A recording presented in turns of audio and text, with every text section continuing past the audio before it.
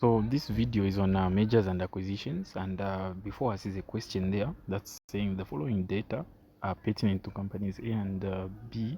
So we've been given the following extracts there, and there's the following information that's below that if the two companies were to merge and the share exchange ratio were 1 share of company A for each share of company B, so that's a 1-to-1, what would be the initial impact on the earnings per share of the two companies? So we want to know the impact, so that's post merger mainly what we'll be doing here. So let's first get into the calculations. So like earlier mentioned, the exchange ratio there will be like 1-to-1, so like you'd explain it the way it is, 1-to-1. Then now which company is acquiring the other? So it is actually A acquiring B. So what were the number of shares in A? You will notice that A had 10 million shares, so just put a 10, they had already the best for us, so 10 million. And how many will they obtain in B? So it's a 10, it's a 1-to-1 ratio, so meaning they'll get 10 extra shares, so 10 new shares. 10 new shares. Then after that, you need to go in the calculations of now knowing the EPS of the post merger. So EPS, first of all, what's the formula for EPS? Total earnings over number of shares, and the number of shares will mean the total of what you had before plus the new. So what's the total earnings? Total earnings gets back to the present earnings that were shown in the initial question in that table. There was 20 million on A and there was 4 million in B, giving us a total earnings of what? 24. How about the shares? The shares, you had 10 in A plus the new shares that will be obtained, which is another 10, giving you 20. Therefore, what answer do we get as the earnings per share in this case? So you find that we will get 1 point. So this gives you 1.2 as the earnings per share post merger. So what is the impact? What haven't it seen? Let's explain the impact. So if you look at what A had, what was A's previous earnings per share, so you can easily see the impact. The earnings per share for A initially, although they didn't give us in the question, but we can use the same approach. We need to just get the earnings for A, which were 20 million, and the number of shares in A initially were just 10, meaning the EPS was 2. So what's the impact? You'll notice that after the merger, the earnings per share has actually dropped in relation to what A had. So that's not a good thing. It's not a good sign to the A shareholders. How about for B? So for B, you notice that again the earnings were 4, but the number of shares they held was 1 million, giving them an EPS of what? Of 4. That's EPS for B. What's the impact on the B side? So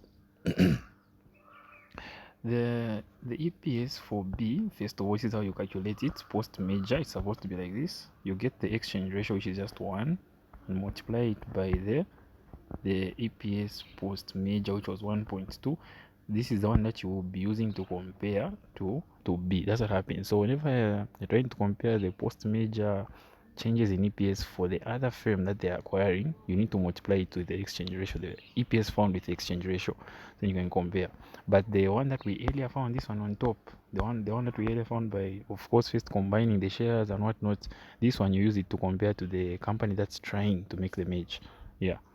So that's why I was doing that. So anyway, apparently they've just got the same comparison amount. So 1.2 again in comparison to 4, it has also dropped for B shareholders. So that's not a good thing as well. So the next thing is the next question they had asked after this was, what is the market value exchange ratio? Market value exchange ratio.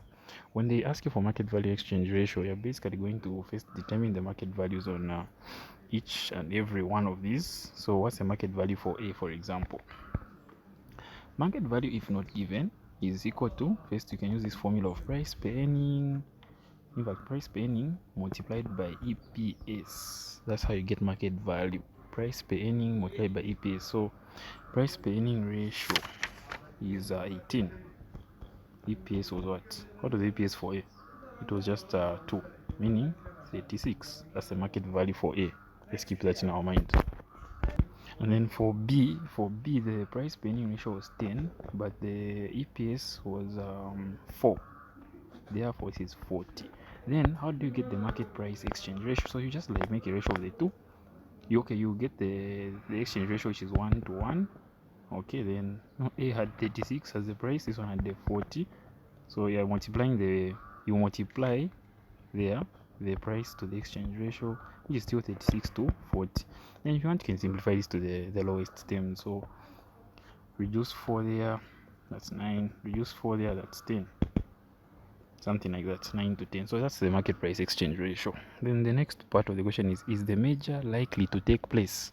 The answer here would be no. Why? This merger is not coming as a benefit to the shareholders. Whenever you're evaluating a merger, one key pointer to take note of is it going to increase your earnings per share to the shareholders? And if it does not increase, then you will not be able to benefit from this merger type. So hence you would say no, because EPS is a very key, and that is the method they are using here to evaluate. So if it's not working out, in this case it's going down, then do not accept the merger. And basically that's that.